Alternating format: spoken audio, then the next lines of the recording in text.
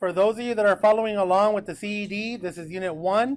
A little bit of 1.9, 1.10, 1.14, 1.15. The main emphasis on horizontal asymptotes and vertical asymptotes, connecting the ideas. If you notice, this is the same graph from Notes 1. So let's see. Let's see if we can figure it out. And I know I put the word yesterday, but it was really more like last week. We had this graph. The location of the hole was negative 376. Let's do numerical by looking at the tables and see if we can come up with the same conclusion. So this is the idea that we did yesterday or 2 days ago as well. So notice as we approach negative 3, we better be getting close to that 7.6. So if you have a calculator, do you guys have a calculator? There's some calculators over here. Grab some calculators, guys. So let me take out my calculator.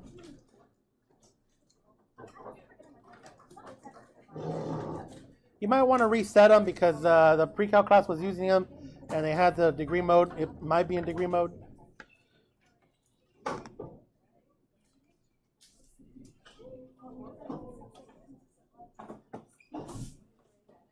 All right, so here we go. I'm going to type this expression. All right, guys, focus, focus, focus. I'm going to type this expression in the calculator, in the y1. 2x squared plus 5x minus 3 over x squared minus 9. So I go to y equals, all right, focus, guys. Alpha y equals, enter. And then 2x squared. I see some of you putting alpha and then going all the way down here to x. Guys, the x is right next to the alpha button. Just push the s right there. 2x squared. Let's see, plus 5x minus 3. So plus 5x, no need to push alpha x, minus 3 over, what was it, x squared minus 9? X squared minus 9. And then I'm going to change I'm going to go to table set. If they've reset your calculator, go to table set. And I'm going to go to ask under independent. And I'm going to go to second table. What's up? Use that one right there. Does it work? Oh, use that one right there. And I'm just going to type in those values, guys. So what values do I have? Negative 3.75. Negative 3.75. Type that number in. Oh, if it gives you a fraction like this, it's really easy to turn into a decimal. Mode. And then where it says, see, mine's still in degree mode. Let me turn it to radian mode. Where it says way down here, where it says answers types, put decimal. DEC. And now it'll come out of the decimal. Second table. Oh, that one might not work. There. Grab this one. Grab the blue one. So type that number in, 1.2593. And then go negative 3.1. Negative 3.1. Type these numbers in, guys. 1.1803. 3.01. Negative 3.01. Negative 3.01. I'm getting closer and closer to 3 from the left-hand side. Negative 3.001.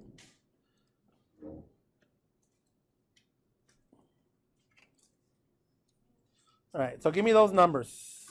So what was the first one? Negative 3.75. What was it? What was it, a negative 3.1? What was it, a negative 3.01? And a negative 3.001, 1.166668. All right, by the way, in case you're wondering, guys, 7 over 6 is 1.66666. That goes on forever. Yeah, look, check it out. Take your calculator and just go to the home screen and go 7 over 6. See? Cool or not cool? So if I were to do that the same as I approach from the right-hand side, so from the left-hand side, it definitely looks like it's approaching 7.6. 1.66666. And then if I do that from the right-hand side, so from the right-hand side, it's like negative 2.75, negative 2.9, negative 2.99, negative 2.999. Do that again, guys. They're going to be numbers slightly higher, or actually slightly lower, the other way around, because I can see here from the left-hand side it's slightly higher. So these are going to be slightly lower than 1.16, but it's going to be approaching 1.166666. The Y value.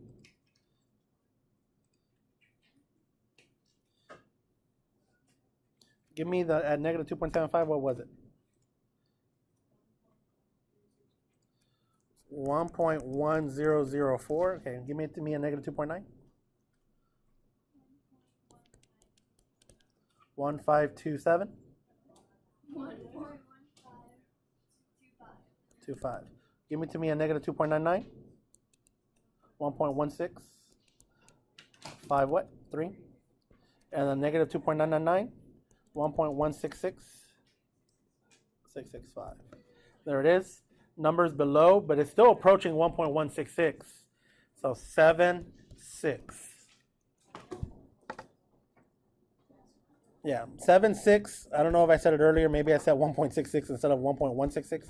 7, 6 is 1.166666. That keeps going forever. Cool or not cool? Are we okay? So that works. Remember, guys, remember that we verified this. What was this function again? 2x squared plus 5x minus 3. 2x squared plus 5x minus 3 over x squared minus 9. Guys, remember that we verified this algebraically. Remember we said limit as x approaches negative 3 of f of x equals limit as x approaches negative 3, and then we factored this out. Do you remember the factors? Oh, man. Let's see. I think there's a 3 here and a 1 there. 2 times 3 is 6. 1 times x is 1. 6. The difference between 6 and 1 is 5. I want the 5x to be a positive, so there's going to be a plus. There's going to be a minus. Over the bottom is the difference of squares. X plus 3, x minus 3. Hopefully this is not new. We did this on day 1, guys. What factors cancel out? The x plus 3's. Bam, bam. Now I can do direct substitution. Notice that when I do direct substitution, look what you get. 2 times negative 3 is negative 6, minus 1 is negative 7. And on the bottom, negative 3 minus 3 is negative 6. Negative divided by negative is a positive. So notice that we got 7, 6 with a table and through algebraic manipulation. Cool or not cool? Nothing crazy, right? Okay. So maybe we could have skipped that because today's goal is looking at the behavior as we approach the end behavior. So notice, now, okay, I don't want you guys to be a robot. Let me go ahead and write the function here again. Yes. Go back and show us how you got from the 2x minus 1 over to 7, 6. Little after cream. Yeah, I just plugged in a negative 3. 2 times negative 3 is negative 6, and then negative 6 minus 1 is negative 7. And then I plugged in a negative 3 in for x, so negative 3 minus 3 is negative 6. Do you know what I mean? Okay. All right, guys, I need your A game real quick. See how everything is connected? Okay.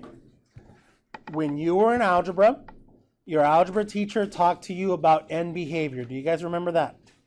And then when you had me last year, we also talked about end behavior, and the concept that I gave it to you, when I talked about end behavior, I talked about this. I said, end behavior is when x approaches a huge number, yay or nay.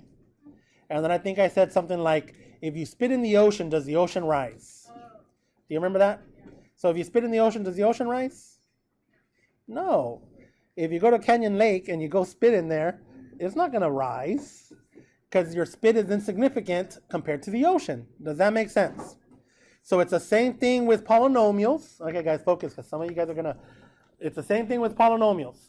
As long as x is approaching positive or negative infinity, both of them, that's end behavior, I just care about the ocean. In the numerator, what's the ocean? The 2x squared.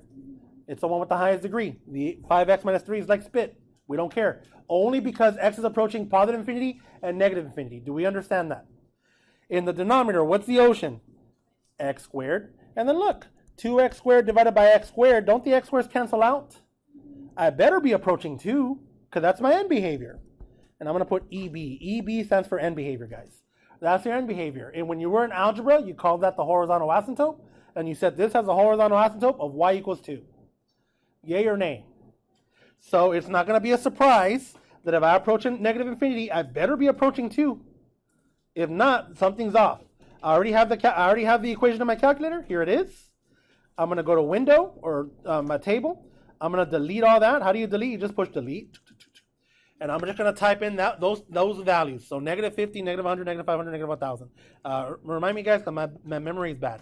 So negative 50, I'm going to push enter. And I get a number, 1.9057.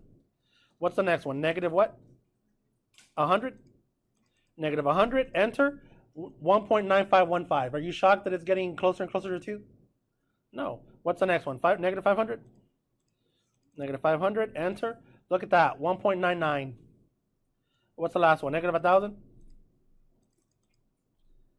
1.995. Does it keep as my magnitude in the negative direction keeps getting larger, or as I guess I should say as I approach negative infinity. As I approach negative infinity, what do you notice about those y values? They approach what y value? 2. Do you guys see how it's approaching 2? All right, good job. Tell me those numbers again so I can fill in my table here. What was it at negative 50? 9056. What was it, negative 100?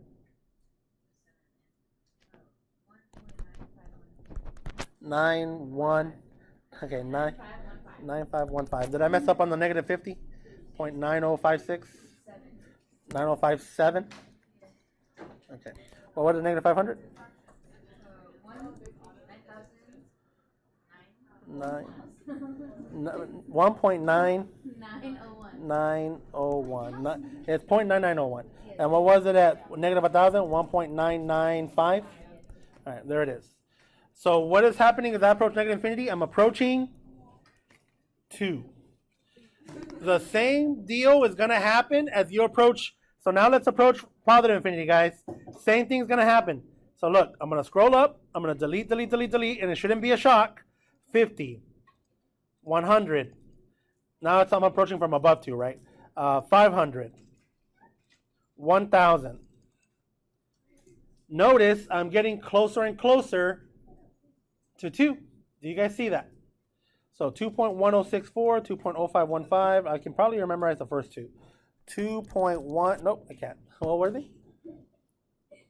1064? What was the next one? 2.0515. What was the next one? 2.0101. Oh, that's binary. 2.005. Okay. If you need to go drink water, drink water. Are we okay right now, guys? All right. I wish I had a button that I could push that flames would come out. Yeah, like a concert. I mean, because in concerts you don't fall asleep. In concerts you're entertained. If I had a button that I can push for pyrotechnics. All right, here we go. All right, guys, focus, focus, focus. Here's the main conundrum. Now look what I'm approaching. I'm approaching 3 from the left-hand side, and this is what I really wanted to notice. Notice that at x equals 3, there is a vertical asymptote. So if I approach 3 from the left-hand side, I'm going to see my magnitude get larger and larger in the negative direction. I guess I can say smaller and smaller, because in math, the more left you go, the smaller you are. So you're going to see a larger and larger magnitude in the negative direction. So watch. Type in, I'm going to delete 2.75, 2.9. Okay, got it, from the left. I'm going to delete, delete, delete, because it's the same function. So 2.75, and I get some number, negative 18. 2.9, negative 48. 2.99, negative 498. 2.999, negative 4998. Do you guys see what's going on? I'm just approaching negative infinity. Or does not exist, I guess. Let's see. I got 18. I got negative, right? Negative 48. Negative, was it 498? And negative 4998. Okay. What's happening? Negative infinity. And I know, we shouldn't say equals, but that's fine. It's approaching negative infinity. You can also say it does not exist. If it's a multiple choice exam, you will not see both. You will see one or the other. Are we okay so far, guys? Let me make sure that I pushed. Yeah, I'm recording. All right, here we go for the next one. I'm approaching from the right-hand side. So 3.75, 3.1. So let me see. Delete, delete, delete, delete. 3.75. Enter 3.1. Enter 3.01. Enter 3.001. And I think that's the last one, right? What's happening? I'm approaching what? Positive infinity. 8.6667, 8.6667, and I already forgot the next one. 52, 502, 52, 502, 5002. Approaching positive infinity, guys. You could also say or does not exist. Are you shocked? All right, so here we go. Here are the rules. Here's the big ones. What did you notice if you have a limit? Because you don't always have a limit if you approach positive infinity. Limit as x approaches positive infinity. If you have a limit of some function, and let me write g of x, so I don't want to reference f of x. If you have a limit, I'm going to be approaching a number. This number is also a horizontal asymptote for g of x. This is a horizontal asymptote for g of x. So you would say g of x equals L if it has a limit. So there's also the same thing as saying end behavior. But be careful, in algebra, end behavior could be a variable. I'm talking specifically about a number. So your end behavior is that asymptote, whatever that asymptote is. Are we okay? Not just positive infinity, also what? Negative infinity. Make sure you do both. It's possible that it can be the same or different. You can have at max, 2 horizontal asymptotes. No function will have more than 2, because then it's not a function. Because vertical line test. Yeah. So no function will have more than 2. Are we okay? All right. For vertical asymptotes, notice that you approach a value c, you approach x, and notice what happened, guys. If I approach from the left, it was negative infinity. If I approach from the right, it was positive infinity. But I have to approach 3, right? So for vertical asymptotes, how do you know when you have a vertical asymptote? I'm gonna change my color. I'm going to change it to sky blue. So if I approach limit as x approaches c from the left of some function, and I get positive infinity or negative infinity, I know that I have a vertical asymptote at x equals c, because that's an infinite discontinuity. So then we know there's a vertical asymptote at x equals c. Notice that I put a minus sign from the left. It's possible that it can just approach from the right. It's possible that one of them will be infinity and one of them will be a number. That's possible too. Can you think of a graph that would look like that? If you can, or if you think about it long and hard, or hard enough? No? You can't think of something? Watch. Look, guys. You could look like this. Vertical asymptote over there. From one side, I approach a number. And then from the other side, I approach positive infinity. See? You can look like that. But it has to be from one of the sides, positive or negative infinity. It doesn't matter from what side. Notice that I'm approaching from the left here and from the right here. It does not have to be from both sides. It could just be from one. That would be called an infinite discontinuity if you have a vertical asymptote. Infinite discontinuity? That just means we have a vertical asymptote. Remember, we also covered it a few days ago when we were talking about types of discontinuities. You have something like that. You're not continuous. You have an infinite discontinuity at that vertical line. The limit does not exist. Or, if you're approaching from one side, positive infinity, negative infinity. How do we feel, guys? All right. Now we're just going to practice. A whole bunch of practice. Here are the rules. I hope... Okay, before I continue, guys... It's really simple to be a robot. You've been robots before, I know, because you guys are my kids. When you were in algebra, if you just memorized the rules for how do you get a horizontal asymptote, you were being a robot because you didn't understand why. Make sure you know why. Because it's end behavior, right? Spin an ocean? Okay. Just in case you don't understand. Okay, so look, let me go. Let's see. Okay, this one. Number 1. If the degree, the largest exponent of the denominator, is bigger than the degree of the numerator, the horizontal asymptote is y equals 0. But why? Don't just be a robot. I'm going to make something up. So here's what it's saying. Y equals 3x squared plus 5x plus 10 over 10, or it doesn't matter. Let's just write x cubed.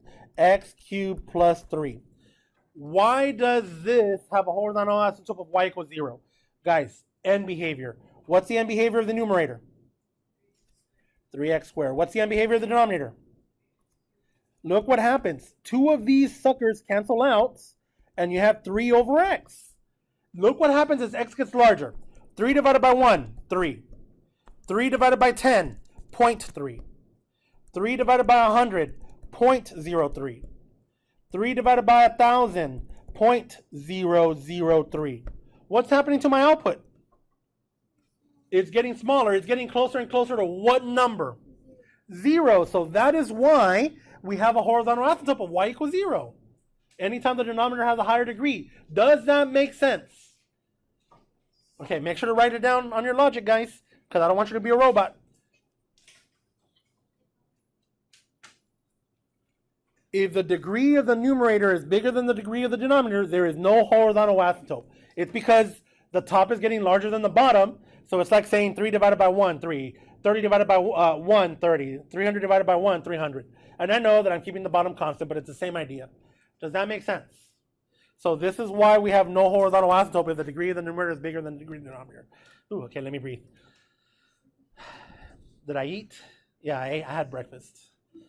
I know I'm using it wrong. I did it on purpose. Number 3, if the degree of the numerator and denominator are the same, the horizontal asymptote equals the leading coefficient divided by the leading coefficient of the denominator. That's just your end behavior. 3x squared over 3x squared over x squared. The x squareds cancel out. That's just 3. Quote or not quote? That's what, like the example that we just did a little while ago, where it equals 2. See, with this. All right, I think we're good. Let's see, guys. Let's see how. Oh, one last thing. Okay, you know what? No, we'll talk about it after. This is fresh in our mind. Go to letter F. Is x approaching infinity? Yes. What's the end behavior of the numerator? End behavior of the numerator, what is it? 7x squared. If you were to FOIL all that, you get 7x squared. What's the end behavior of the denominator? What's going to cancel out? What's the limit? 7. Do you see how we did it, guys? What's the end behavior for letter G for the numerator? 5x. What's the end behavior for the denominator? You just have 2x squared. As x approaches infinity, what's growing faster, the denominator or the numerator? So what is happening? What is this going to equal? 0. Good job. The denominator is growing faster, guys, so it's going to be a 0. This one is 5x cubed in the top, 23x squared on the bottom. Rates of growth of rates. What's growing faster, numerator or denominator?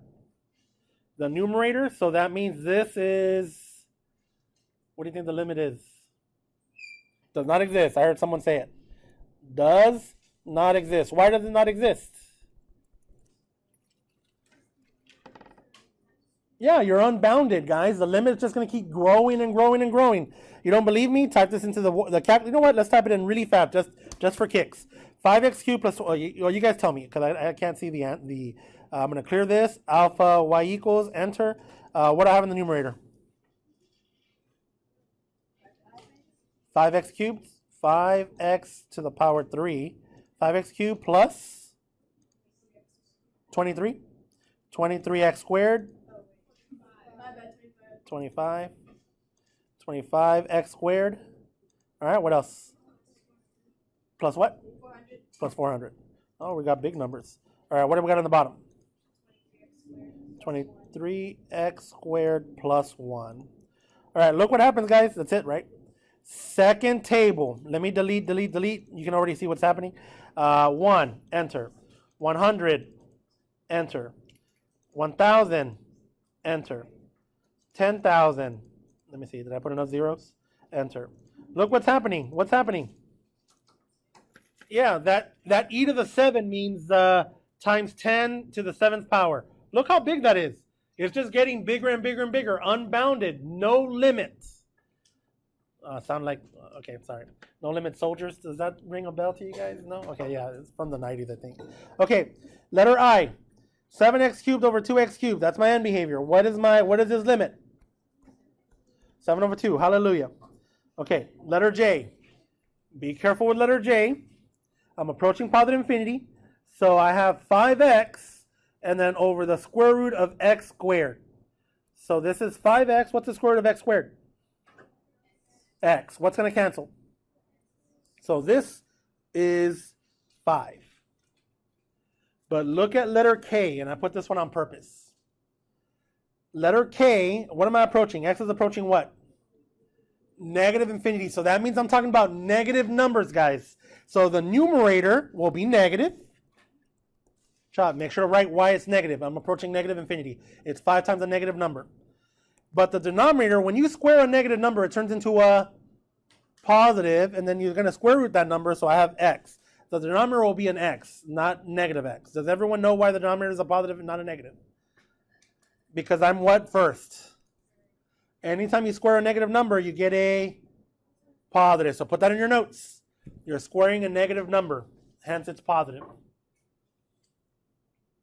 And then put in your notes that you have a negative in the top because x is approaching negative infinity. So what is my output? Negative what? Negative 5. Okay, before you flip, do you guys remember from your algebra days how e to the x looks like? We talked about it a bit as well in my class as well. E to the x looks like this, always and always. E to the negative x will look like this, always and always. So notice, e to the x, by the way, I have a horizontal asymptote at y equals 0. So limit as x approaches negative infinity of e to the x. I'm approaching negative infinity. What is this going to approach? 0. Good job. X approaches positive infinity of e to the negative x. What does it look like it's going to approach? 0. ln of x. How does ln of x look like? It looks like this. You have a vertical asymptote at x equals 0. It's the inverse of e to the x. So it looks like this. So this is saying limit as x approaches infinity. Well, it looks like it's growing just very slowly. So this is going to be infinity. You could also say it does not exist. It's growing, just growing very slowly. Are we okay, guys? I know this is not the most exciting stuff in the world. Don't worry. We'll get some action right now in a little bit. So I have ln of x. Again, it's growing, but it's growing even slower now. So it's still growing, just very, very slow. Or D&E. Chaf, how do I do letter E? Look at letter E. It's to the power negative x. It's going to look like this guy. So that means this that I'm circling is going to be approaching what? 0. Just the 10 e to the negative 0.001x. So what's 1 over 2? 1/2. That's it. Do you see how we did it, guys? No? Okay. See how this says x is approaching infinity? So that means, look, do I have a negative exponent? Negative. So that means I look like this guy. So as x approaches infinity, just the 10 e to the 0.001x, that's approaching 0. So it's like I have 1 over 2 plus 0. Yes. If I graph, I'm just focusing on 10 e to the negative 0.001x. That graph, 100%, it may not look like this to scale, but it looks something like that. So I'm approaching positive infinity, am I not? Because I'm approaching positive infinity, this, if I were to tell you limit, as x approaches positive infinity of 10 e to the negative 0.001x, that's going to approach 0. So on this one, this that I circled in black is 0, and it's 1 over 2 plus 0. Does that make sense, guys? What's up? Yeah, go ahead. All right. I know, guys. I know. All right. Let's chat real quick about vertical asymptotes. I'm just going to make the easiest one that I can think of possible. Instead of 1 over x, I'm going to do like 1 over x minus 2. I hope that we all know how to graph this in your sleep. And it's okay if you don't, but it'd be nice if you did. I cannot divide by 0, so I know that I have a vertical asymptote at x equals 2. So I go to a positive 2. That's 2. And then if I go from the right side, I know that I'm approaching positive infinity. I know that 1 over x, I know that my horizontal asymptote is going to be on the x-axis, y equals 0. So it's going to look something like this. It's not going to cross the x-axis. Chav, how are you doing this? I'm just looking at 1 over x minus 2. 1 divided by a big number is 0. So same thing, if I approach from the left-hand side, 1 divided by a super small number but negative is negative infinity. Child, how did you do that? I just did it in my brain. I go 1.9 minus 2, it's a negative. Negative 0.1. 1.99 minus 2, negative 0.01. So let's see, 1 divided by 1 is 1. 1 divided by 0.1 is 10. 1 divided by 0.01 is 100. 1 divided by 0.001 is 1,000. Do you guys see what I'm doing? So now all I'm doing is whether it's positive or negative. That's all you care about. So if I approach from the left-hand side, 1.9, 1.99, 1.999, 1.9, 1.9, 1.999 minus 2 is going to be these decimals, see? But negative. So you would have a negative 1,000, negative 100, negative 10. So I know I approach negative infinity. And as x approaches negative infinity, 1 divided by a huge negative number is just going to be 0. See? How do we feel, guys? Nothing crazy, right? Just behaviors of functions.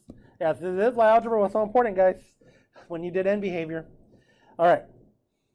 All you got to do, so when it says here, let's chat about vertical asymptotes, I just want you to recognize one more time that I want you to notice that if I approach 2 from the left, I'm approaching unbounded behavior. Do you have a question, miss?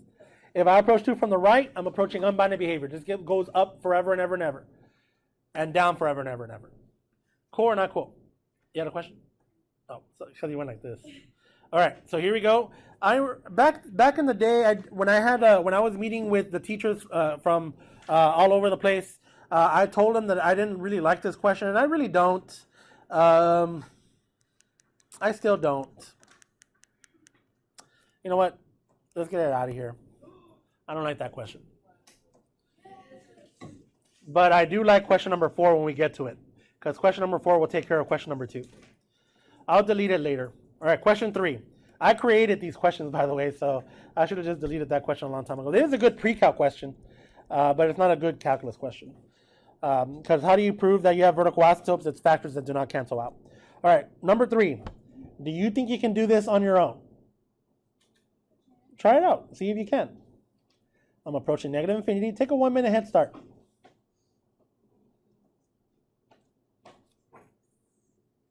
End behavior.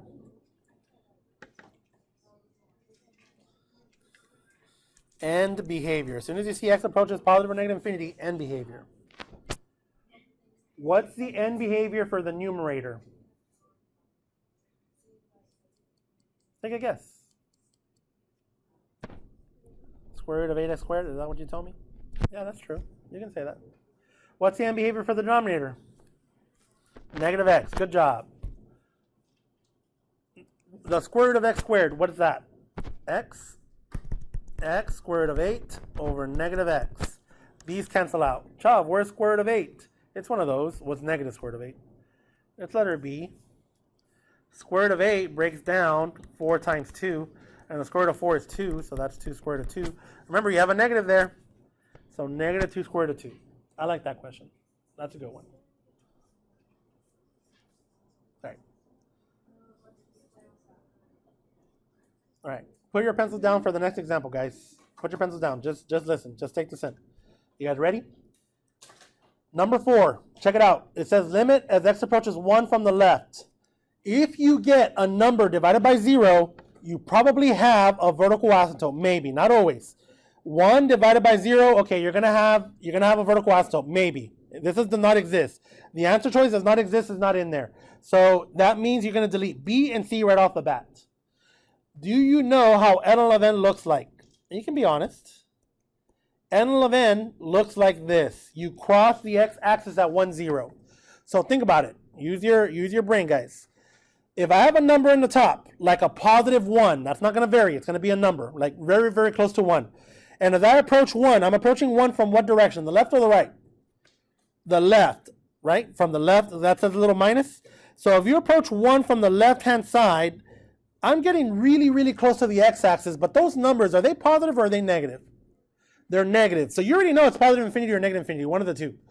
1 divided by a really, really small negative number is going to give you negative infinity. Chav, I don't get it. 1 divided by 1 divided by negative 1, negative 1. 1 divided by negative 0.01, negative 10. 1 divided by negative 0.001, negative 100. 1 divided by negative 0.0001, negative 1,000. Do you see what's happening, guys? So as I get closer and closer to 1, I'm approaching from the bottom, which means I'm getting a small, really, really small negative number. 1 divided by a really small negative number, negative infinity. That's about as hard as it gets. Now you just need practice. What's up, Kanduru? All right, what happened? Where? What am I approaching?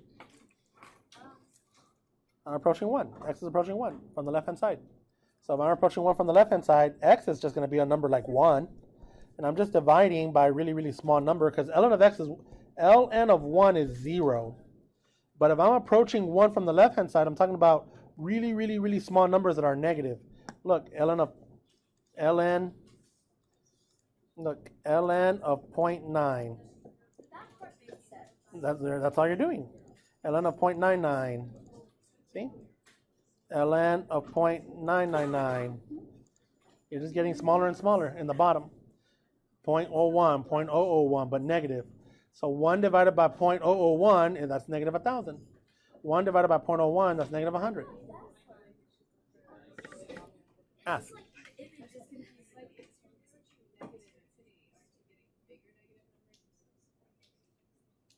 X is approaching negative 1. The output is getting larger in the negative direction. Look. X. No, guys. Look. X over ln of, what did I have in the bottom? ln of x. Look, guys.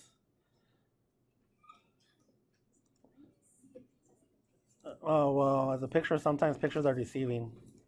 I'll show you the graph in a little bit. Look. Delete. I'm approaching 1 from the left-hand side. If you put 1, it's going to be undefined. 0.9, 8.542. 0.99, negative 98.5. 0.999, negative 998.5. So as you get closer and closer to 1, you're approaching negative infinity. Because you have in the top is like having a 1, because you're approaching 1. But in the bottom, if you're approaching 1 from the left, you're below the x-axis. Don't worry, I see you. So the y values of that is really, really small. So you're doing 1 divided by a really, really small negative number. That's why I have this right here, see? 1 divided by negative 1, negative 1. 1 divided by negative 0.01, negative 10. What's up, miss? Yeah, well, the numerator is x, and x is approaching 1, so I'm just leaving it as 1 to simplify it, to make it simple for us. It's, if you're approaching 1 from the left, we're talking like 0.9, 0.999, 0.999, but let's just make it 1 just to make it simple. You know what I mean? All right, let's see how this graph looks. See? Here's the graph, Kanduru. You approach 1 from the left, Kanduru. Here's the graph. If you approach 1 from the left, look, it looks like it's approaching negative infinity. Oh, wait, that makes sense. But you can't always. Why is this random? Why is what? What does that mean? What does what mean? The This is of ln of x. This is of ln of x. That's not the picture of this. See, that's why I was confused. Miss, it says ln of 1 is 0. Okay, that makes sense. I just had to see it as a graph. Well, it's because graphs are deceiving. All right, guys. All right, so all that issue was just for something like, all right, guys, focus. So look at number 5. So all that talk was just about to do questions like number 5. If you do direct substitution, you get 5 times 2, which is 10, plus 1 is 11, but in the bottom you get a 0. If you get a number over 0, it's probably going to be a vertical asymptote or does not exist. I do not see do not exist. So it's either going to be a positive infinity or negative infinity. Delete. Yay or nay? All you care about in the denominator, is it going to be a small positive number or is it going to be a small negative number? I already know the top is like 11. So leave it like an 11. So what happened? Where am I approaching? Am I approaching from the left or from the right? From the left. So if I'm approaching from the left, I'm talking like numbers like 1.9. Chav, I don't know if 2 times 1.9 is smaller or bigger than 4. Yes, you do. 2 times 2 is 4. So 2 times 1.9 must be a little smaller than 4. Does that make sense? So a little smaller than 4 minus 4, am I going to get a positive or a negative? Negative infinity. Do you see how we did it? I'm going to repeat again, guys. If you plug in the direct substitution, you get 2. You get 11 over 0. You know it's going to be one of the infinites. Scratch out the constants. All you care about now is the denominator a small number, a small negative number, or a small positive number. You say, well, 2 times 2 is 4. 4 minus 4 is 0. I'm approaching from the left. That's like 1.9. 2 times 1.9 must be smaller than 4. That number smaller than 4 minus 4 is going to be negative. Does that make sense? Positive divided by negative? Negative. All right. That's as hard as it gets, guys. That's as hard as it gets. Can we take some more? Or do you want to just work on your delta and we'll work on this tomorrow right here? All right.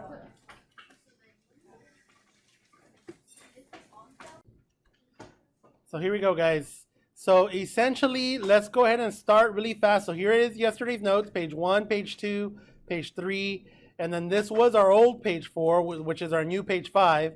If I go real quick, so here's my new one. So I'm going to go real quick to page 4. And I agree, I think the delta notes are pretty good, are pretty spot on. They should say looking at rates of growth, but that's fine.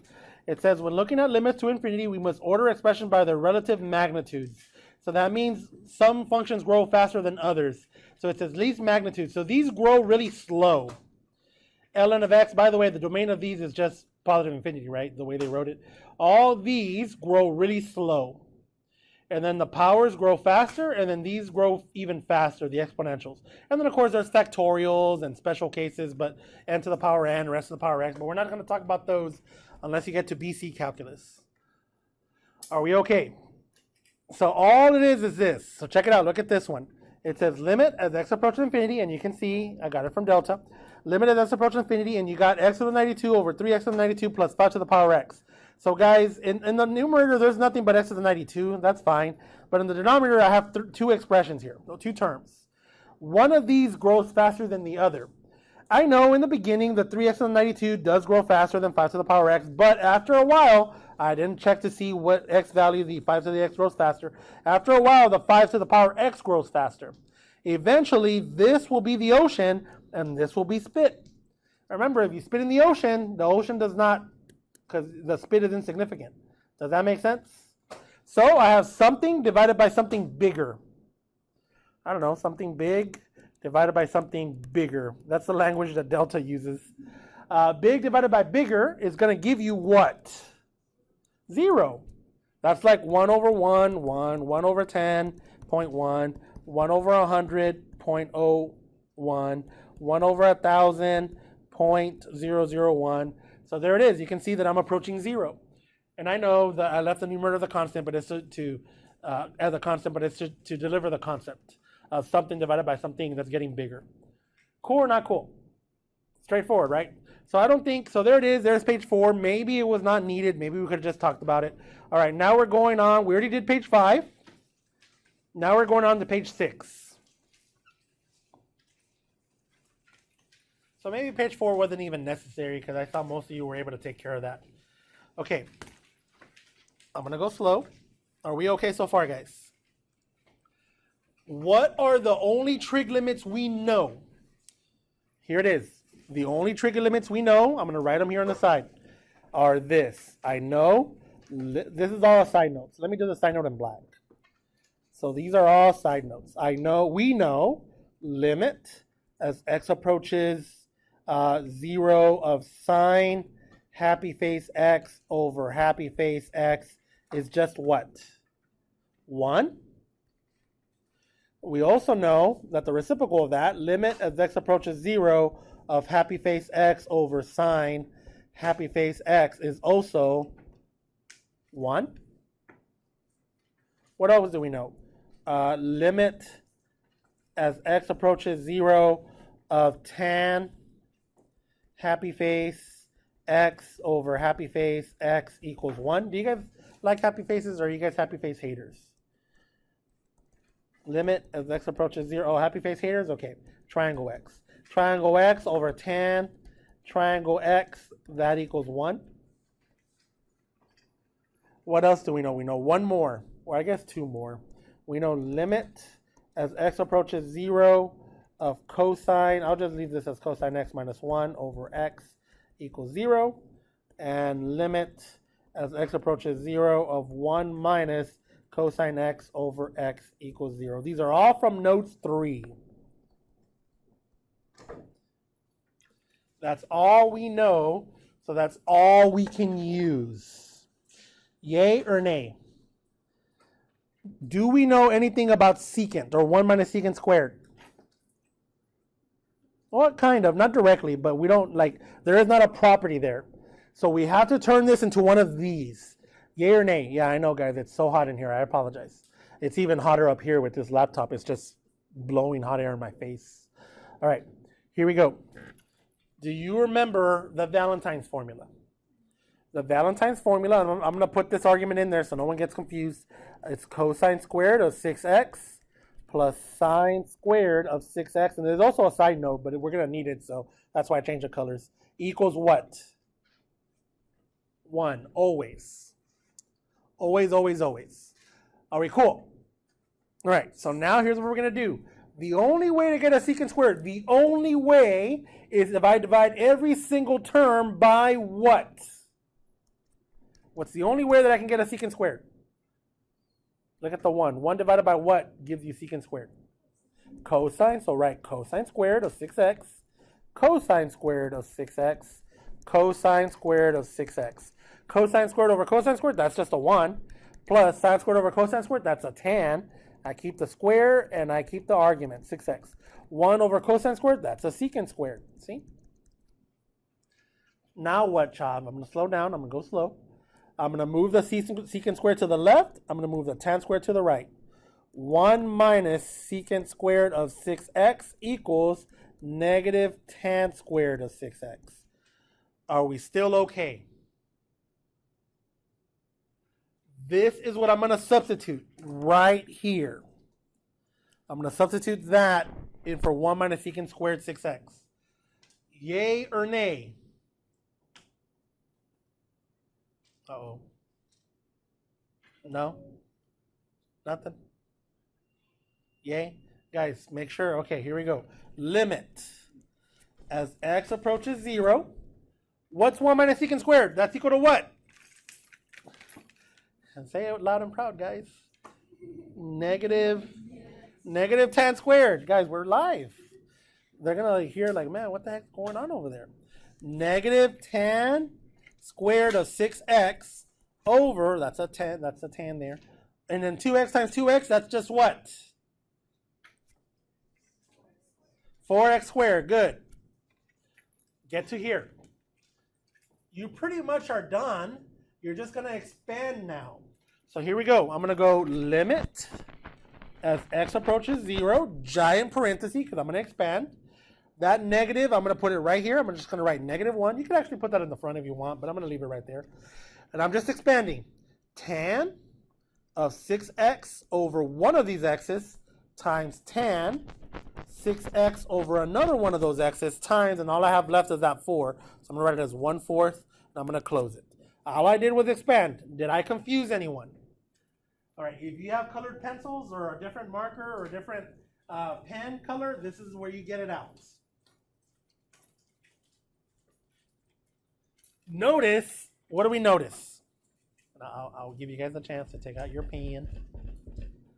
Notice, tan 6x, I need something right there. I don't know why I said it that way, I'm sorry. I need something right there next to that x to make the tan 6x over something x to be a 1. Look what I have right here. Happy face x over happy face x. What do I need?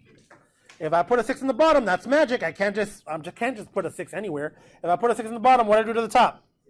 I put a 6 on the top. There it is. Now everything is balanced, just like in chemistry. Are we okay? What do I need on this one? Yeah, another 6. If I put a 6 on the bottom, I put another 6 on the top. Now I am ready. So there it is. Whatever you see in blue is what I added to it. So what do I have? I have negative 1 times tan 6x over 6x as limit as x approaches 0 is going to be 1 times, again, limit as x approaches 0 of tan 6x over 6x. That's going to be another 1 times 6 over 6. So I have 36 over 4. How many times does 4 go into 36? So my final answer is just negative 9. How do we feel? It's not that bad, right? Not that bad. These are as hard as they get. They're not going to get harder than this. All right, let me rewrite this one. I'm going to write it in burnt orange, guys, because everything's starting to bubble up in here. Limit as x approaches 0 of 3 over 4x cosecant 3x. Sorry if I have any future A&M Aggies or Aggie. What do you call Aggies? You Aggies? Aggiers? So, Aggies. Sorry if I have any future Aggies. Hopefully this burnt orange does not burn your your pupils. Okay.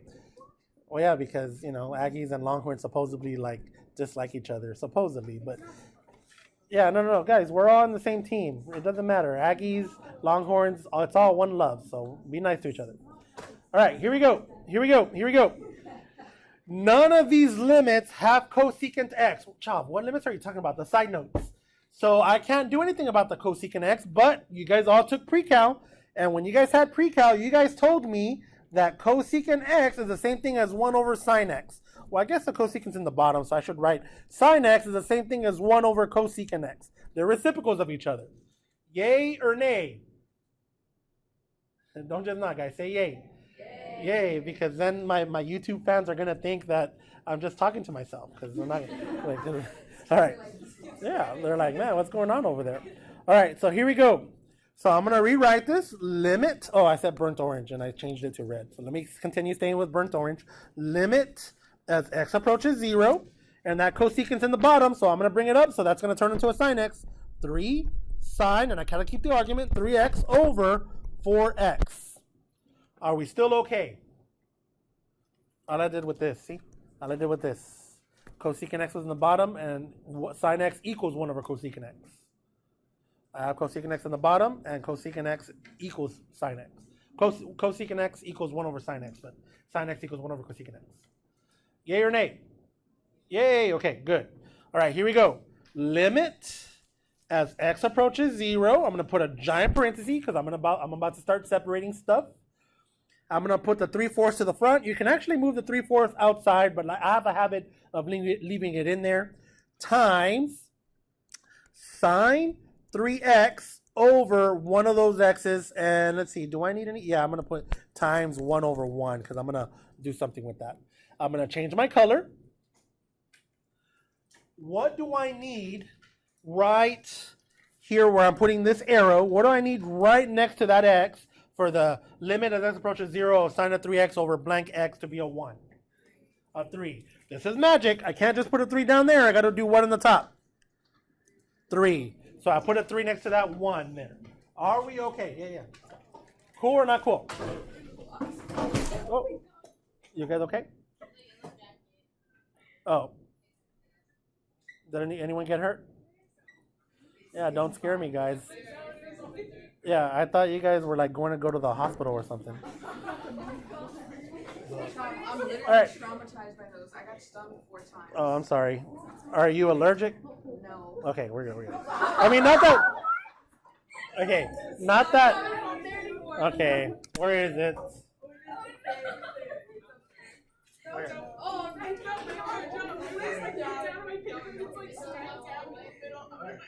there.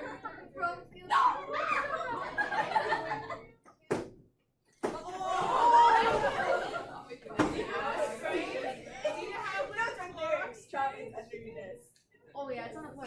It's on the floor. He's right behind you. He's hurt. I don't think be quick.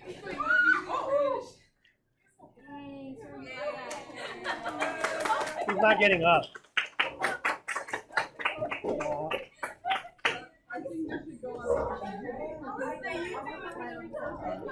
But, all right, guys, all right. If you see one of these little critters outside, don't kill it because they do serve in pollination also, right? They pollinate. They're not as nice as bees. I walked out on my balcony this summer and it stung me 4 times, and I wasn't even out there for 1 second. Oh, you didn't agitate it? It just stung you? Yeah, I just laid made on my phone. So I can remember to edit the video. Oh, okay. Because we're just, look at all the downtime here. You know what I mean? All right. Be entertaining. All right, we'll see. We'll see. All right, here we go. Okay. Getting back to business. Everything looks perfect to me on this. So I'm going to write 3/4. Oh, I said burnt orange and I turned it to red. That 3/4 is that 3/4. Times limit as this approaches 0 for sine 3x over 3x. That is 1 times 3. What's 3 times 3? So this is just 9 over 4. Yes. I put it in there. 1 over 1 is just 1. I put it in there because I knew I was going to be adding a 3, and then I didn't want to put the 3 on the left-hand side. I wanted to put it on the right. You know what I mean? So I guess you didn't need the 1 over 1. You could have just put it over here, times 3. Okay. Cool or not cool? All right. So, and I should be saying it like this. I'm defeating the purpose of the whole trig stuff. The first thing you should always do is check if you can do direct substitution. Check. So can I do direct substitution for number 8? You get a 0 on the top, and then cosine of 0 is 1. You get a 1 minus 1, you get a 0 on the bottom. If you get 0 over 0, are you going to have a limit? Yeah, 99. I told you guys last time, 99% chance you're going to have a limit. If you get 0 over 0, once we get there, there's something called L'Hopital's rule that you can use, but we don't know that yet because we don't know how to take derivatives. All right, here we go. You guys ready? What is making this tough? What is making it hard? Is the 5x squared making it tough? Well, okay, but in the grand scheme of things, can you, with the 5x squared, can you just, like, does it look like 5x squared is hard, I guess? No, what's making it tough is the 1 minus cosine 2x. Cool or not cool? So, what are you going to do? You're going to multiply the denominator by the conjugate. You're going to multiply the whole sucker by the conjugate. So, chop, why are you doing that? You're doing that because it's like the difference of squares. So, here we go. I'm going to go like this.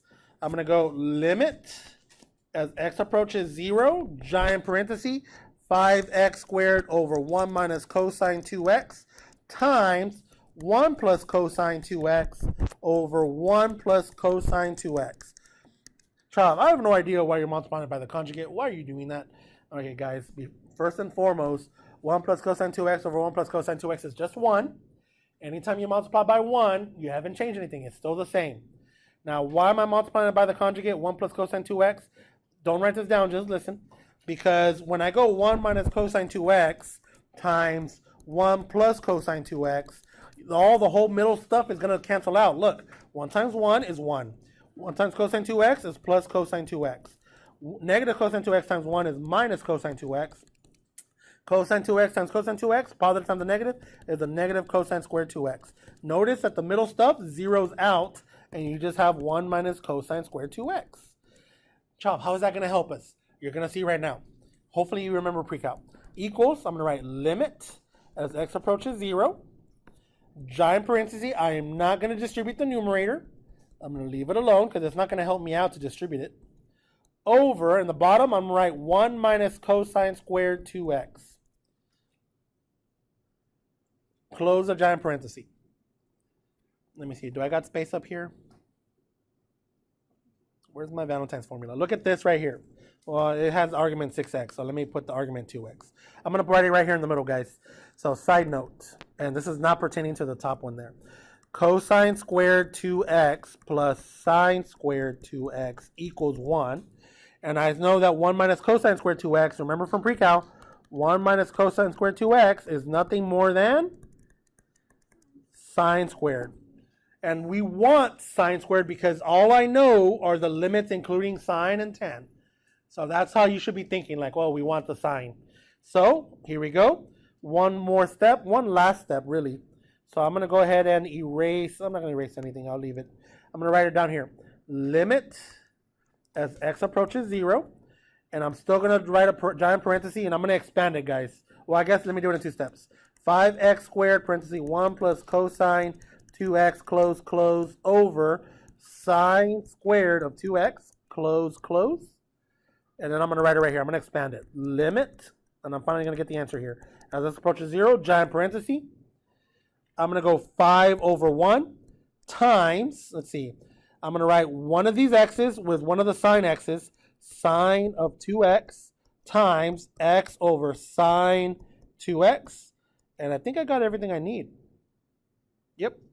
Times, I'm just missing the 1 plus cosine, right? 1 plus cosine 2x close over 1, close. I should have paired that with the 5, but oh well, too bad. I didn't. Change colors. This is what we're going to add. Now I'll wait for you guys to catch up because I can see you guys catching up. Isn't this kind of fun? Oh, okay. All right, here we go. No, it is kind of fun, guys. You guys need to practice. So right now you're just looking at me watching, doing, but in a little bit you guys are going to do as well. All right, here we go. What does this one here need for the limit as x approaches 0 of x over sine 2x to be 1? 2. If I put a 2 in the top, I better put a 2 in the bottom. There it is. What does this one need for the limit as x approaches 0 of x over sine 2x to be 1? A 2 next to the x. Put a 2 in the bottom. We are ready. We are ready, guys. Equals. 5 over 1 is just 5.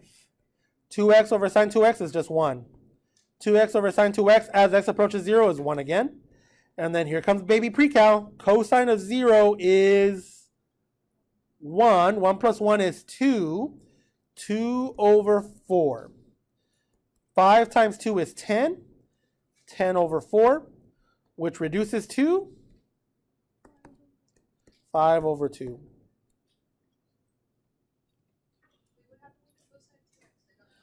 What is x approaching? 0. So what's cosine of 0? What's 1 plus 1? Do you see it or no? Yeah, ask me more questions, guys. Hit me. Dime. That's Spanish, in case you're thinking I said dime or something.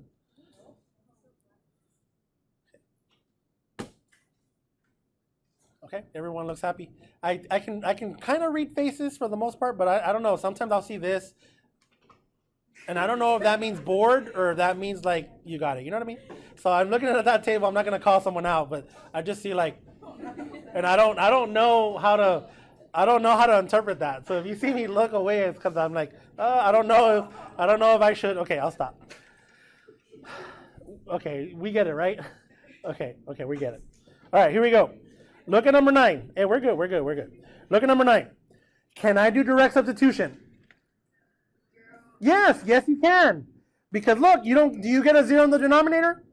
No, so you can just do direct substitution. Equals cosine. Notice I didn't write limit because I'm doing direct substitution right off the bat. Cosine 9 pi over 4 over 6 times 9 pi over 4.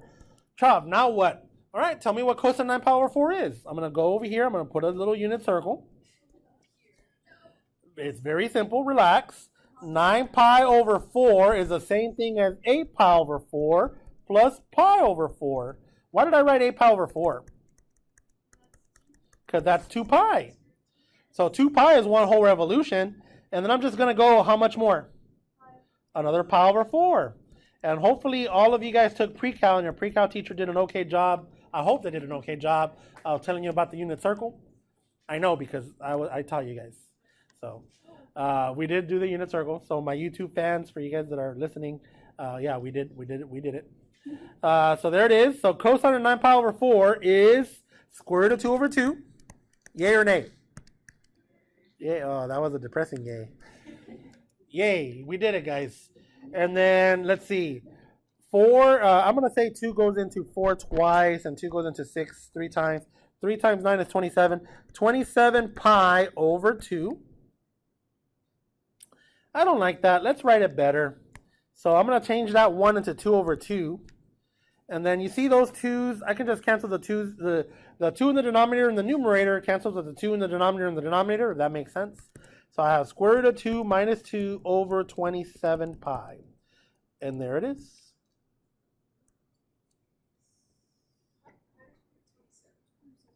I said 2 goes into 4 twice and 2 goes into 6 3 times. And then I just did 3 times 9. How do we feel, guys? What's up, Kandura? Tell me. You good? Lopez? Yeah. I guess I could have just done keep, change, flip. So let me see if I can use the top of this border. I could have done this. Look, square root of 2 minus 2 over 27 pi over 2 equals square root of 2 minus 2 over 2 times 2 over 27 pi. Bam, bam, out of here. Square root of 2 minus 2 over 27 pi. Oh, you see how I had 6 times 9 pi over 4? I said, how many times does 2 go into 4? 2 goes into 4 twice, and 2 goes into 6 3 times. So 3 times 9 is 27 pi over 2. You didn't have to reduce it. I could have just gone, I just reduced it. I could have just gone 6 times 9 over 4, and then reduced it that way, but I didn't do that. I always want to multiply the smallest number immediately. Ask me, Lopez. I could have done this. Look. Oh. No, don't try and do mental. Just because that's when we usually get hurt, you know? All right. Here we go. Check it out, guys. Number 10. That's from the back of that one pager. We're going to go slow. We're going to go so slow. You guys ready? We're going to go so slow. The only limit formulas you know are still these limit formulas right here in black. Those are the only ones you know from notes 3. Yay or nay? Yay! No. Yay, right? Okay. Here we go. What can I factor out of the numerator on this one, guys? 5 and so I'm going to write limit as x approaches 0, giant parenthesis, I'm factoring out 5x, close parenthesis, 1 minus cosine x. OMG, look, there's something there. There might be something there. Over 7x sine x. Close it. Excuse me. Let's expand it. Limit as x approaches 0. And let's see, what am I going to do? I'm going to write the 5/7 alone. So 5/7 times 1 minus cosine x over one of those x's times, what have I not used yet? The x on the top. X over that sine x. There it is. Expanded. I used every single term, and there's no need to add anything or balance anything. See, this is kind of fun because it's kind of like a little puzzle. Are we okay so far? Ask me, Konduro. Ask me. This x is this x. This x is this x. Don't cancel them. Don't cancel. Why not? Because we want to use these properties. Because we can use it See? again. Yeah. All right. Here we go. What do I have? No, these are good questions. Let's keep asking them. 5/7 times. All right, guys, slow down. Focus. Limit as x approaches 0 of 1 minus cosine x over x. If I come up here, that was one of my special limits. Cosine x minus 1 over x equals 0. So I have 5/7 times 0 times 1. So all that, when I multiply, is going to give me 0. All that for that. All that for a 0. At least it has a happy face. See? Cool, right? Okay, here we go. Look at number 11. Number 11 gets easier. What can I factor out in the numerator? So limit as x approaches 0. Factor out the 5. I'm going to have 1 minus cosine squared x all over 6x squared. What can I substitute the 1 minus cosine squared x with? Perfect. Perfecto. So that's Spanish for perfect. Equals limit as x approaches 0, giant parenthesis. I'm going to group the 5 and the 6, so I'm going to write 5 over 6 times, I'm going to say sine squared x over x squared. And I guess I was gonna skip a step, but I decided not to. So here we go. Now I'm going to go limit as x approaches 0. You can skip a step if you want, but I want to show details. 5/6 times sine x over one of the x's times sine x over one of the x's. No need to balance. This is why the delta math problems are a little easier than the UH, because you don't need to balance anything. I don't need to balance anything.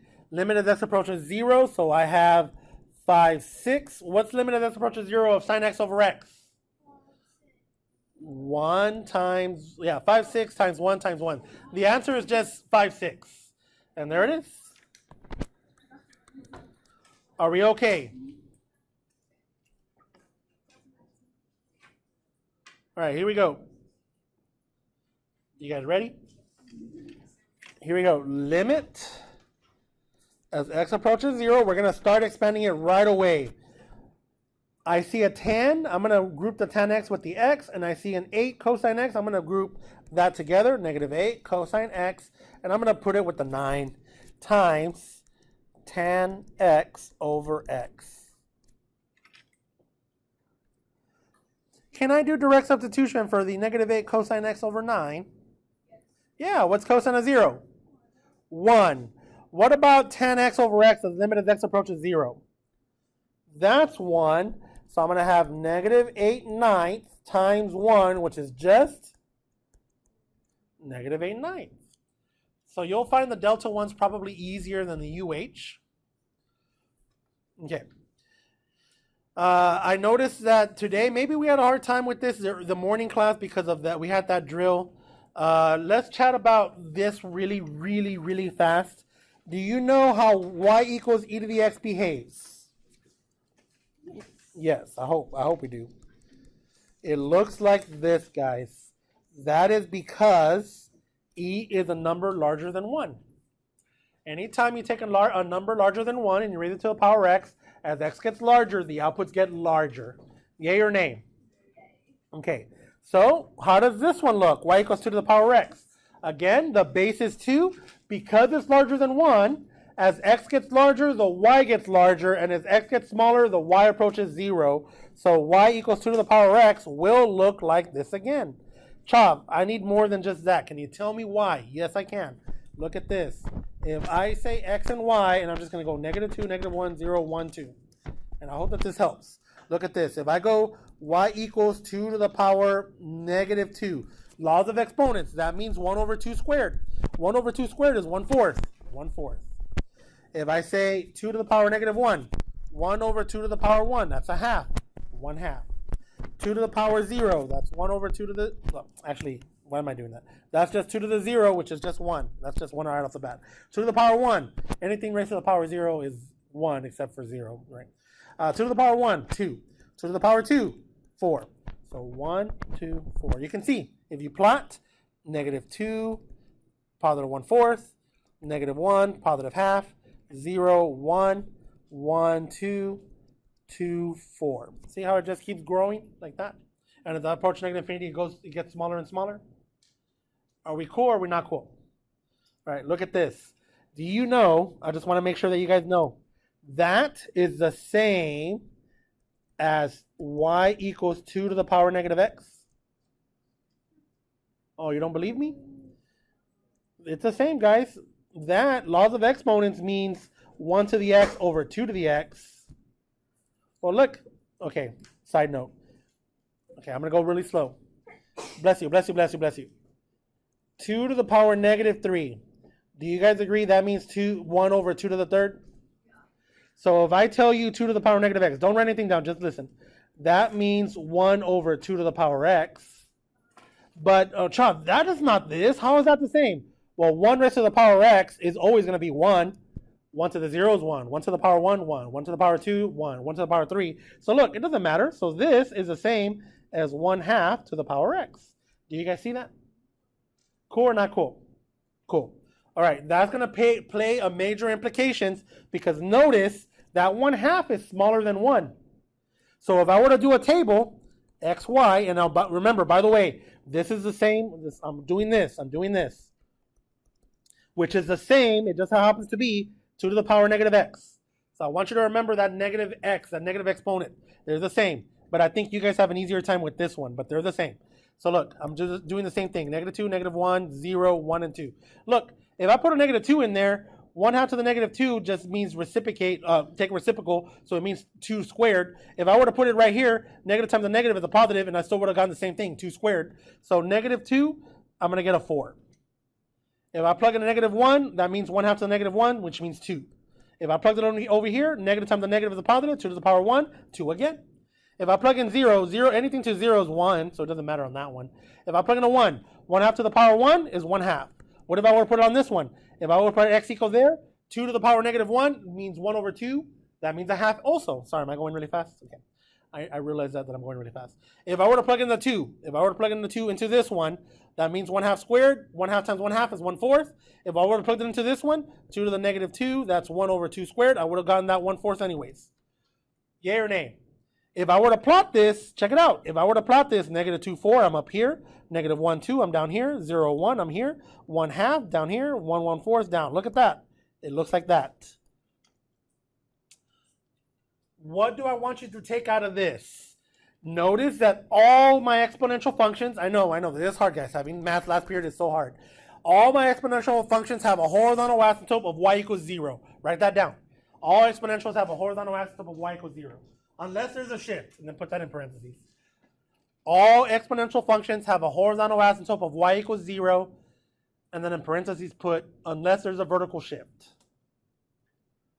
All exponential functions have a horizontal asymptote of y equals 0, and then in parentheses write, unless there's a vertical shift.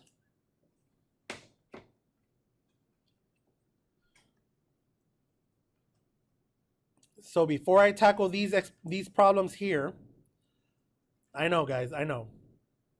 I should have put pictures, and that's where I messed up on these notes. Look at your activity. Let's go to your activity. Do you have it? Go to number 10, or just, because there's pictures on that one. I know, guys, we're almost done. I'm so sorry.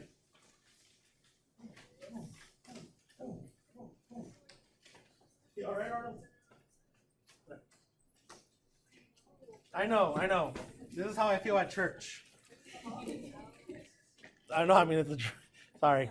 I hope I didn't offend anyone with that. All right. Yeah, because I said, I'm not going to repeat it. Okay, just in case. I don't want to offend anyone. I'm not trying to, I promise. All right, here we go. We got visuals, and I can't zoom in for some reason. Why can't I zoom in?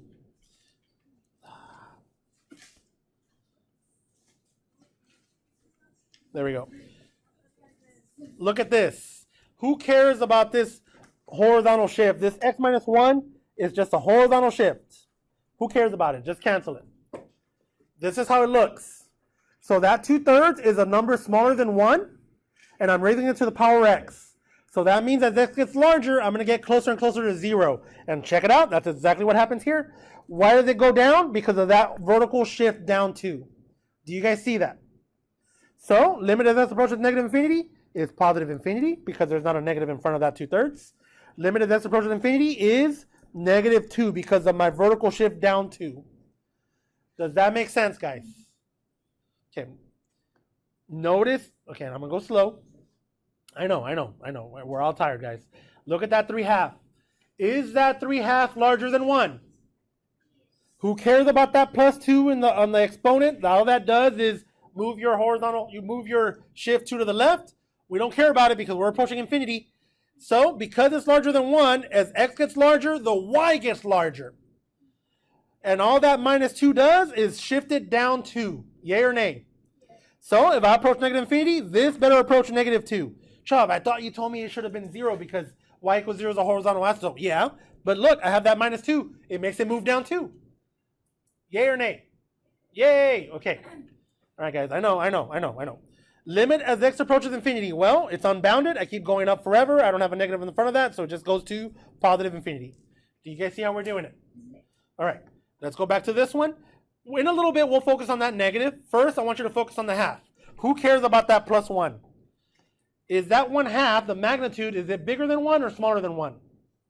Smaller, so as my x values get bigger, the output gets smaller. So in your head, you should be thinking this. Oh, okay, and my output gets bigger, I should be getting smaller. And as I go more to the left, that's going to turn that into a big number because it's like taking the reciprocal. The reciprocal of half is 2. So if I say -5, That's like saying 1 half to the negative 5, which is 2 to the 5. 2 times 2 times 2 times 2 times 2. 2 times 2, 4. 4 times 2, 8. 8 times 2, 16. 6 times 2, 32. That's 32. And it's just going to get bigger and bigger as x gets more and more smaller, or more and more to the left. Cool or not cool? So you're thinking this, and then you're like, okay, that minus 1 brings this down, and that negative reflects it across the x-axis. Well, I guess I should have done the reflection first. It turns your outputs negative, and then you're going to go down 1. So instead of having a horizontal asymptote at y equals 0, you have a horizontal asymptote at y equals 1. Negative 1, negative 1, negative 1. Yes, thank you. Negative 1. Yay or nay? All right, so check it out. And here's the visual. Look, there it is. Boom. If limit of x approaches negative infinity, this is going to be negative infinity. As x approaches infinity, this is going to be negative 1. Are the visuals helping? All right. Who cares about that plus 3? Pretend it's not in there. It is important. But who cares about it when you're talking about infinity? Cool or not cool? All right, here we go. I'm thinking about that 1 half. So let's go slow because this is the hardest one. You have a half, but it's raised to the negative power, negative x. So now that means you should be thinking, okay, 1 half to the negative, that's like a reciprocal type of thing. So you should be thinking like, oh, well, it must be looking like that. If it's 1 half to the negative. Remember what we told you, 1 half to the negative x is like saying 2 to the power x. Because it's like 2 over 1 to the power x. Yay or nay? All right, so you should be thinking that. And then let's see, I have a negative in the front. It makes it negative. And then plus 2, it brings it up how many times? There it is. So now I'm thinking, oh, okay, I have this graph, brings the negative, and then down 2. Boom, like that. And look, that's exactly what I have. See, and so the visuals help. Limit as x approaches negative infinity. What am I going to approach? 2. Limit as x approaches infinity. See, there it is. I know, guys, these are about as hard as it gets. Let's go back to our notes. Don't worry, guys. We're going to, and don't worry, I extended the delta, and I'm going to probably extend some other stuff. All right, let's go back to our notes. So here we go. Where are my notes? Right here. All right, okay, here we go. You guys ready? 2 to the power x. Let's see if we can figure this out. So 2 to the power x. So that means this graph, how should it look? As x gets larger, my outputs better be getting closer to what? 0. Bam. See, you guys are getting better. E to the x minus 4. I have a horizontal asymptote at 0, but that minus 4 drops it how many times down? 4. So now it looks like this. And man, I did a bad job. I should have put that negative on the outside. Y equals, rewrite this. Negative like this, write it like that. That negative just means that you're going to reflect across the x-axis and my outputs are negative. So 2 to the power x would have looked like this, but because I have a negative, now it looks like that. I still have a horizontal asymptote at y equals 0. Are we okay? All right, let's see if we can do these last ones. Don't worry, that's it. We're done. What did I tell you about that minus 1 up there at the exponent? Who cares? Not if you're approaching infinity. Who cares? Limit as x approaches infinity. That's 2/3. It's a number smaller than 1, but look what I have as an exponent. I have a negative x. So now it's like saying 3/2 to the power x. Does that make sense? So as x gets larger, the y gets larger. You should be thinking like this, guys. Chav, I just don't get it. Okay, make a table. Or try to. If I put a negative 1, negative times a negative is a positive. 2/3 to the power 1 is 2/3. If I put a 0, 2/3 to the 0 is a 1. Oh, look, 1 is bigger than 2/3. If I put a 1, 2/3 to the negative 1, that means reciprocal. 3/2. Oh, 3/2 is bigger than 1. That's 1.5. So you should be thinking this. And then that minus 2 brings it down how many times? Twice. So I have a horizontal asymptote. So let me redraw it. I have a horizontal asymptote at y equals negative 2. Unfortunately, I asked as x approaches infinity instead of negative infinity. I can't remember if that was part of my deal or not. So this is going to be just approaching infinity. Yay or nay? How do we feel? Yeah, these are hard, guys. These are hard. Who cares about that minus 1? I see that negative x. Again, I'm thinking 2/3 turns to 3/2. So this is going to get larger as this gets larger. But notice that negative output. So I should be thinking like this. 3. It looks like that. So this is going to be approaching what? Negative infinity. I know. If you don't have, if you're having issues with exponential properties, this is what was covered in algebra. One of the algebras, algebra 2, exponential properties. Sorry, guys. Maybe let Desmos help you out, but please make sure that we know those properties of exponential functions. These are about as hard as it gets. 0.4. Is that a number bigger than 1 or smaller than 1? So as x gets larger, the output gets smaller. Chop, I don't get that. Look, I'm going to make something up that you guys it's easy for you guys. 0.5 to the power x. That's the same as half. Y equals. I'm doing this one. 0, 1, 1, 0.5, 2, 0.5 squared, 0.25. Look, see, it's getting smaller. 0.5, 0.25. So if you have a number smaller than 1, between 0 and 1, magnitude-wise, it's going to get smaller the more that you square it, third power, fourth power, fifth power. So this is going to look like this. And then they have a negative there, so it's a negative and then -4. So let's see. So it's going to look like -4. It's going to look like this. It's going to look like that one. So this is negative infinity. Finally, we have one that's an actual number. 0.4 to the power x flipped and then moved down, so it's the same as number 13. So that graph is going to look like this, guys. Here's -4, -4, and it looks like this. So what am I going to be approaching as I approach infinity? -4. That's as hard as it gets. Let me go ahead and write the due dates for you guys. I know a lot of you already finished with DM4. I'm going to extend that until Sunday, although I think you can finish it today or tomorrow. UH Quiz 2 Limits 2. I want an attempt. What should I say? An attempt on this one by Friday. Attempt by Friday tomorrow, but due next Friday. So that's a whole week. Is that good enough? UH Quiz 5 Trig Limits. Attempt this one. I want attempt today. Relax. It's due. If it's attempt today, I'm going to give everything a week, so it's going to be due when? Next Thursday, or the coming Thursday. So due next week. I'm just going to put due next week. Handout activity 3 limits 2. That's the one that you have right now. What did I put in there for due? Look in the front page. Did I give you plenty of time for all your activities? Yes, everything's a week. Look, a week, 5 days. So you got plenty of time to master it. Now, I know, guys, we did a lot. All you got to do now is practice, practice, practice. Cool or not cool?